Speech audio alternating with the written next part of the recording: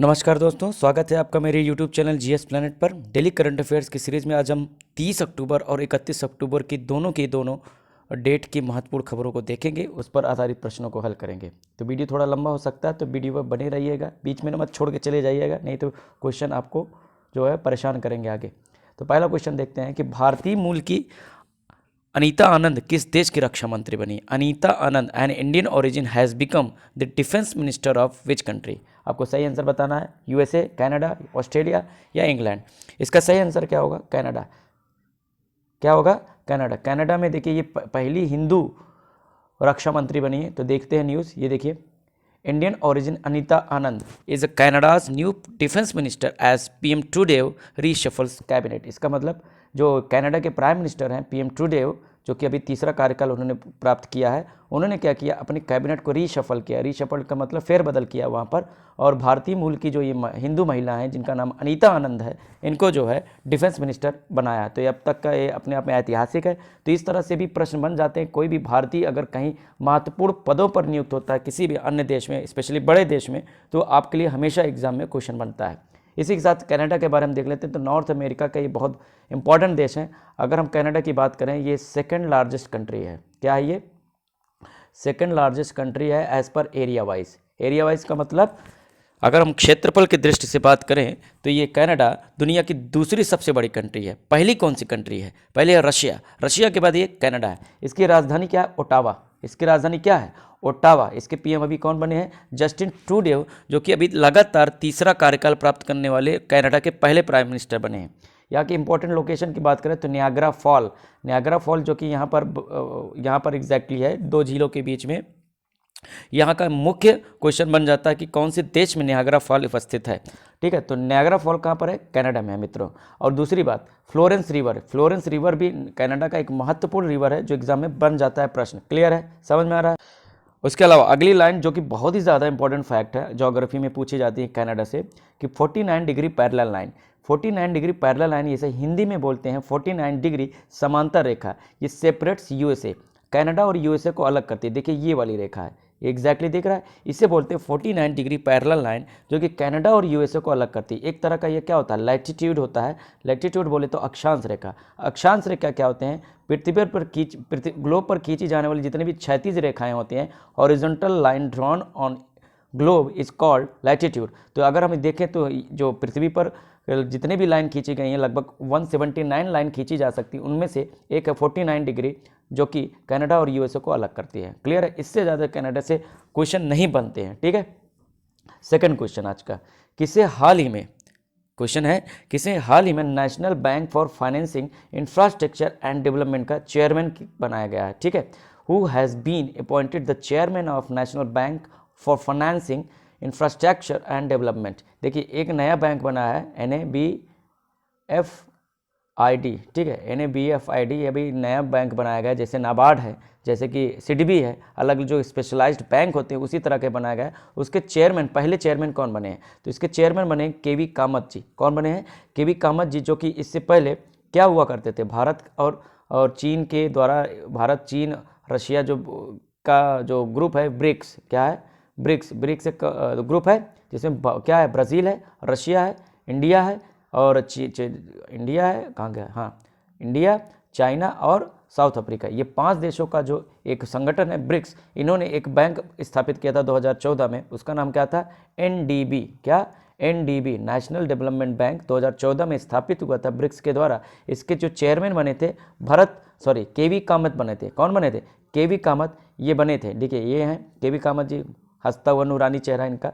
ठीक है, तो ये पहले ब्रिक्स के चेयरमैन भी रह चुके हैं, ब्रिक्स बैंक के। अब इनको बनाया गया NA, यानी national bank for financing infrastructure and development. देखिए आपको बताया था बैंक कई प्रकार के होते हैं। ठीक है, एक होता है कमर्शियल बैंक। क्या होता है बच्चा? Commercial bank.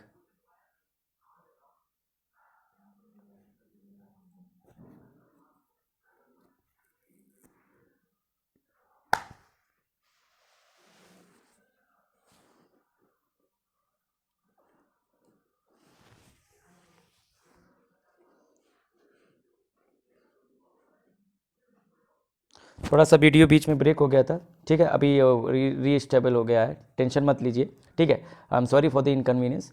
केवी कामत जी जो ब्रिक्स के चेयरमैन बने थे, अब उनको क्या बना दिया गया है, NABFID चेयरपर्सन। ये बैंक अभी 2021 में ही स्थापित हुआ है। देखिए इसको थोड़ा सा समझना पड़ेगा आपको, क्या समझना पड़ेगा। देखिए कुछ स्पेशलाइज्ड बैंक होते हैं, क्या होते हैं, स्पेशलाइज्ड बैंक होते हैं, ठीक है, स्पेशलाइज्ड बैंक होते हैं, जैसे कि नाबार्ड। क्या है, नाबार्ड। नाबार्ड क्या कस्टमर डील करता है, नहीं, बिल्कुल ये बैंकों को डील करता है। किस लिए, national bank for agriculture and research, agriculture and rural development.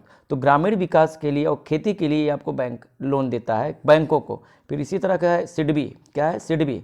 SIDBI क्या कहता है, small industrial development bank of India है। ये स्मॉल इंडस्ट्रीज को प्रमोट करने के लिए बैंक स्थापित किया है। ठीक उसी तरह से इंफ्रास्ट्रक्चर प्रोजेक्ट जो देश में चल रहे हैं, सड़क बन रही है, पुल बन रहे हैं, बाकी और भी इंफ्रास्ट्रक्चर यानी अवसंरचना का निर्माण हो रहा है, वहाँ पे जो फाइनेंसिंग की जरूरत होगी उसके लिए एक स्पेशल बैंक बनाया गया है, जिसके चेयरमैन कौन बनेंगे, केवी कामत होंगे। समझ में आ रहा, क्लियर हुआ, आई थिंक होपफुली क्लियर हुआ होगा।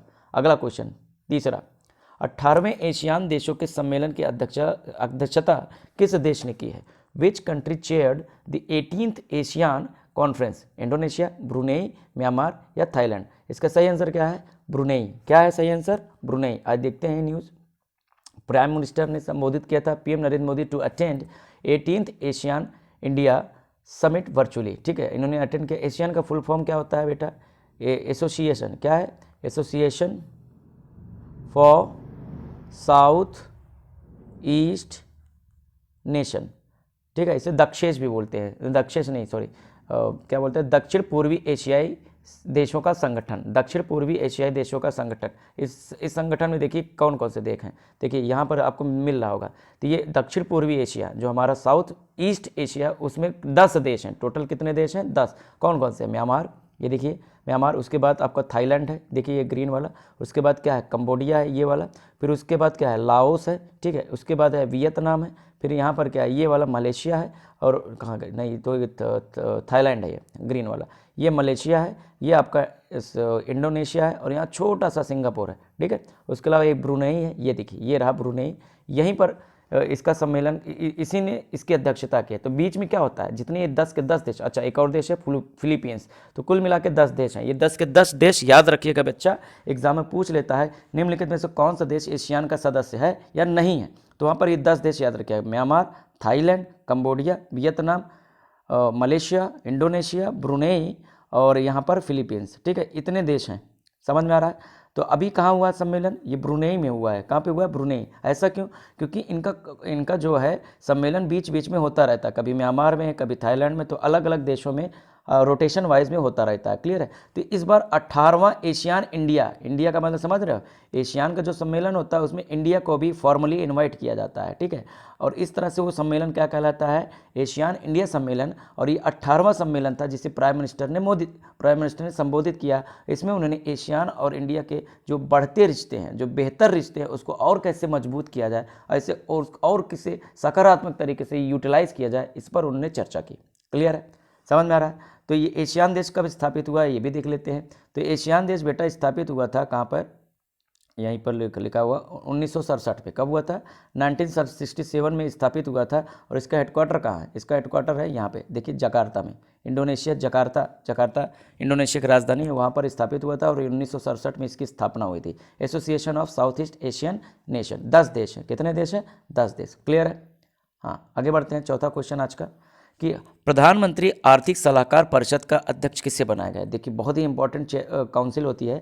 Who has been appointed the chairman of PMEAC, prime minister economic advisory council, Raghuram Rajan ji, Vivek Debroy, Rajan Mishra या श्री शैलम पोट्टी। तो सही आंसर क्या है, विवेक देबरॉय। क्या, विवेक देबरॉय, इनको ये बनाया गया है क्या, PM इकोनॉमिक एडवाइजरी काउंसिल। देख रहे हैं, PM economic advisory council reconstituted. ध्यान दीजिए, 7 लोगों की सदस्यीय टीम है। ये एक्सपर्ट ग्रुप है, मतलब विशेषज्ञ समिति है। ठीक है, विशेषज्ञ परिषद है। इनका काम क्या है, PM को आर्थिक विषयों पर सलाह देना कि देश की अर्थव्यवस्था को किस दिशा में ले जाना है, कैसे उसमें सुधार करना है, क्या उसमें कड़े कदम उठाए जाए। तो ये 7 लोगों की जो टीम है, ये क्या करते हैं, प्रधानमंत्री को सलाह देते हैं आर्थिक मसलों पर। इसके चेयरमैन किसे बनाया गया है, विवेक देबरॉय को बनाया गया है। किसे बनाया गया बच्चा, विवेक देबरॉय को बनाया गया है। क्लियर है।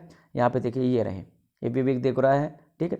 विवेक देवरा इस परिषद के अध्यक्ष बने, पिछली बार भी अध्यक्ष थे, अभी भी अध्यक्ष बने, तो 2 साल को एक्सटेंशन दिया गया है इस परिषद को, दैट्स वाई ये अब क्या है जो है ये 2 साल और अध्यक्ष बने रहेंगे। तो पहले भी थे और अभी भी हैं, क्लियर है। यह अब ये सलाहकार परिषद है, आर्थिक मामलों में प्रधानमंत्री को सलाह देती है। अगला बहुत ही इंपॉर्टेंट क्वेश्चन है कि भारत का पहला कौन सा राज्य है जिसने अपना वाइल्ड लाइफ एक्शन प्लान बनाया है। Which state is the first state in India to prepare its own wildlife action plan. Wildlife action plan तो आपको बता दें इसमें क्या होता है। वाइल्ड लाइफ एक्शन प्लान का मतलब होता है भैया ये कार्य योजना है जो नेशनल गवर्नमेंट लेकर आती है, ठीक है। कौन लेकर आती है? नेशनल गवर्नमेंट, कि कैसे हम अपने देश के वाइल्ड लाइफ यानी कि वन्य जीव को संरक्षित रखेंगे, कैसे जानवरों को संरक्षित रखेंगे, कैसे पेड़ पौधों को संरक्षित रखें, पूरी जंगल यानी पूरी आपका जो बायोडाइवर्सिटी उसे कैसे प्रोटेक्ट रखेंगे वाइल्ड लाइफ के प्रोटेक्शन के द्वारा। तो इस तरह से ये नेशनल एक्शन प्लान आता है। लेकिन महाराष्ट्र देश का पहला ऐसा राज्य बन गया है जिसने अपना खुद का वाइल्ड लाइफ एक्शन प्लान बनाया है। देखिए, Maharashtra first state to release its own wildlife action plan, कि कैसे हम वाइल्ड लाइफ यानी वन्य जीव को सुरक्षित रखें, ये अपना खुद का लेकर आया है। समझ में आया? और 10 साल का इसका कार्य योजना है, 10 साल का यानी 10 ईयर का एक्शन प्लान है वो लेकर आया है। इसके डिटेल में जाने की जरूरत नहीं, कौन से राज्य ने लेकर आया ये इंपॉर्टेंट है, दैट्स इट। महाराष्ट्र की बात कर लेते हैं।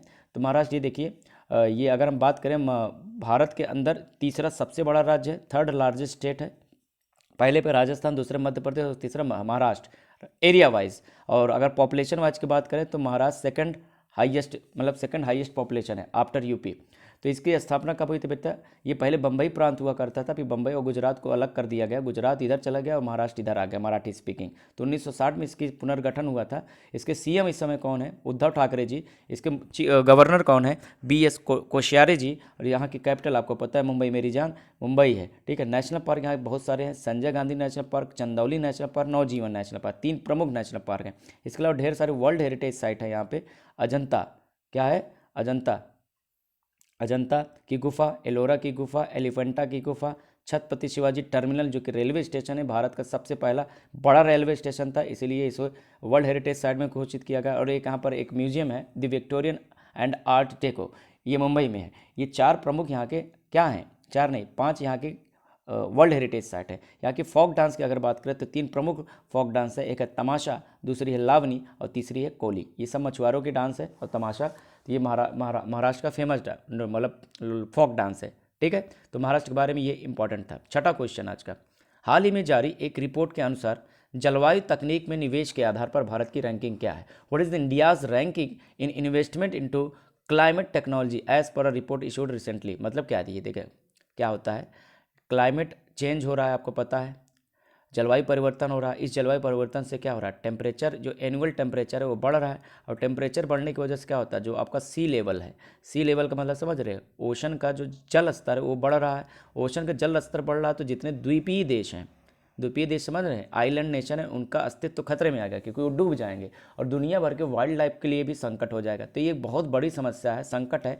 इसलिए क्या करना चाहिए? हमें ऐसी टेक्नोलॉजी का प्रयोग करना चाहिए जो क्लाइमेट चेंज को क्या करे, उसे प्रोटेक्ट करे, उसको और कंट्रोल करे। तो टेक्नोलॉजी जैसे हम लोग सोलर सिस्टम में इन्वेस्ट कर रहे हैं, क्यों? सोलर सिस्टम क्या होगा? ये हमारा पोल्यूशन को क्या करेगा? कम करेगा। पोल्यूशन कम करेगा तो भाई कार्बन डाइऑक्साइड क्या होगा? कम होगा, जो कि आपके वायुमंडल में जाकर गर्मी बढ़ाता है। तो वायुमंडल में गर्मी को कम करना है तो कार्बन डाइऑक्साइड को डाउन करना होगा। इसके लिए क्या करना पड़ेगा? सोलर से बिजली बनाइए, विंड से बिजली बनाइए, ठीक है। अलग अलग टेक्नोलॉजी का प्रयोग करके कार्बन डाइऑक्साइड की मात्रा को कम करिए।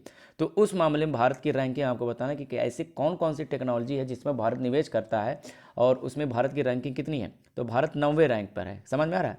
क्लाइमेट टेक्नोलॉजी में निवेश के आधार पर भारत की रैंकिंग क्या है? India rank 9th in VC venture capital funding for climate technology globally, ठीक है। टॉप पे कौन है? United states. यूनाइटेड स्टेट्स पहले नंबर पर है और चीन जो है दूसरे नंबर है। भारत 9वें नंबर पर है क्लाइमेट टेक्नोलॉजी में निवेश के आधार पर। 7वां क्वेश्चन, किस मोटर कंपनी को इंडिया ग्रीन एनर्जी अवार्ड मिला? Which motor company has won India green energy award? तो ये TVS को मिला है। आइए देखते हैं न्यूज़ को, ठीक है। देखो ये अवार्ड इसलिए दिया जाता है कि जो रिन्यूएबल एनर्जी हैं, यानी कि आपका एनर्जी रिन्यूएबल का मतलब होता है जो गैर रिन्यूएबल को हिंदी में बोलते हैं क्या? नवीकृत। यस, नवीकृत एनर्जी का जो साधन होता है, नवीकृत का मतलब जिसे बार बार फिर से रिन्यू किया जा सके, जैसे विंड है, सोलर है या बायोगैस है। तो इसको बार बार आप इस जो है एनर्जी बना सकते हो, ये खर्च नहीं होने वाले। तो उसी रिन्यूएबल एनर्जी में कितने जो है कौन सी कंपनी जो बेहतर काम कर रही है, तो टीवीएस मोटर जो कंपनी है वो क्या कर रही है और इस क्षेत्र में बढ़िया काम कर रही है, इसीलिए इसको क्या मिला, इंडिया ग्रीन एनर्जी अवार्ड मिला है। ठीक है, तो ये याद रखिएगा। 8वां क्वेश्चन आज का, हाल ही में जारी ऊर्जा दक्षता सूचकांक, ये वेरी इंपॉर्टेंट क्वेश्चन है, मोस्ट इंपॉर्टेंट। ऊर्जा दक्षता सूचकांक 2020 में किस राज्य ने टॉप किया, which state topped in energy efficiency index. ये एनर्जी एफिशिएंसी क्या होता है, ऊर्जा दक्षता क्या होता है। ऊर्जा दक्षता का मतलब होता है कि कम एनर्जी इस्तेमाल करके ज़्यादा उसका इस्तेमाल, मतलब कम इस्तेमाल करेंगे और ज़्यादा वेस्ट नहीं करेंगे। कुल मिला के कैसे समझाए, जैसे फ्रिज होता है, पहले क्या हुआ करता था, 400 वाट का हुआ करता, अब क्या हो गया 150 वाट में, लेकिन यूटिलिटी उसकी कम हुई क्या, नहीं ना, अभी भी उपयोगिता उसकी बढ़ी है, बल्कि ऊर्जा तक, इसे बोलते हैं एनर्जी एफिशिएंसी, कि ऊर्जा की मात्रा कम ले और रिजल्ट बेहतर दे। तो ऐसे कौन सा राज्य है, भारत का कर्नाटक राज्य नंबर 1 है, वहाँ पे एनर्जी क्या होता है, कम यूज होता है लेकिन काम ज़्यादा होता है, वो ऊर्जा को बचाते बहुत है। ठीक है, बचाने का मतलब ये नहीं कि काम में पंखा बंद कर देते हैं, पंखा बिल्कुल नहीं बंद कर, पंखा भी यूज करेंगे लेकिन पंखा इस तरह का यूज करेंगे बिजली कम खाए। ठीक है, तो स्टेट एनर्जी एफिशिएंसी इंडेक्स 2020 में कर्नाटक नंबर 1 है और नंबर 2 कौन है, राजस्थान है। क्लियर है, ये रिपोर्ट आप पढ़ लीजिएगा, एग्जाम में यही पूछा जाएगा, कर्नाटक और राजस्थान नंबर 1 नंबर 2 पर। ठीक है, आज का लास्ट क्वेश्चन, आरबीआई के गवर्नर का कार्यकाल कितना होता है, what is the term of governor of RBI, 2 year, 3 years, 4 years, 5 year. ज़्यादातर लोग 5 ईयर मानेंगे, बिल्कुल नहीं, इसका कार्यकाल कितना होता है, 3 साल का होता है आरबीआई के गवर्नर का कार्यकाल। ऐसा क्यों, आइए देखते हैं। न्यूज़ आया है कि centre x tends RBI governor Das tenure for 3 more years. इसका मतलब क्या है, देखिए शक्तिकांत दास जी हैं, ये आरबीआई के गवर्नर हैं, क्या हैं आरबीआई गवर्नर, इनकी नियुक्ति कब हुई थी, 2018 में हुई थी। कब हुई थी, 2018 में, जो कि अब 3 साल कंप्लीट हो रहा था, तो अभी नहीं 2021 से 2024 के लिए एक टेन्योर और दे दिया गया है। तो क्योंकि एक बार में 3 साल के लिए नियुक्त होती है, इसलिए प्रत्येक 3 साल बाद क्या करना पड़ता है, या तो नए वाले को हटा तो कोई नहीं, पुराने वाले को हटा के नया लेकर आओ, या तो जो पुराना है उन्हीं को रिन्यू कर दिया जाए। तो इनके टेन्योर को रिन्यू कर दिया गया है शक्तिकांत दास जी का। आरबीआई के बारे में बात कर लेते हैं बच्चा। आरबीआई जो कि कब स्थापित हुआ था, 1935 में स्थापित हुआ था। इसका हेडक्वार्टर क्या है, मुंबई है। इसे नेशनलाइज कर दिया गया था 1949, क्योंकि ये एक ब्रिटिश संस्था थी, ब्रिटिश सरकार ने इसे स्थापित किया था। तो आज़ादी के बाद इसका नेशनलाइजेशन कर दिया गया और देश का केंद्रीय बैंक बना दिया गया, सेंट्रल बैंक बना दिया गया। इसके पहले गवर्नर कौन थे, ब्रिटिश थे, ऑसबॉर्न स्मिथ। और इसके पहले इंडियन गवर्नर कौन थे, सी डी देशमुख। और प्रेजेंट गवर्नर कौन है, शक्तिकांत दास। और आरबीआई का काम क्या है, नोट छापना, भारत के लिए बैंकिंग नियम बनाना। ठीक है, देश का केंद्रीय बैंक है, यही सब काम होता है आरबीआई का। तो आज हमने 9 क्वेश्चन अच्छे से समझा। कहीं कोई डाउट हो तो वीडियो हो सकता है आपको थोड़ा सा फास्ट लगा, क्योंकि क्वेश्चन ज़्यादा थे तो मुझे ख़त्म करना था। हालांकि इसमें अगर कोई डाउट हो तो आप मुझे जो है कमेंट कर सकते हैं। कहाँ पर कमेंट करेंगे, टेलीग्राम में मुझे मैसेज कर सकते हैं। I will be there to reply you as soon as possible. ठीक है, और आज के लिए मित्रों इतना ही। पीडीएफ आपको कहाँ से मिल जाएगा, डिस्क्रिप्शन में लिंक मिल जाएगी, वहाँ से डाउनलोड कर लीजिएगा। धन्यवाद।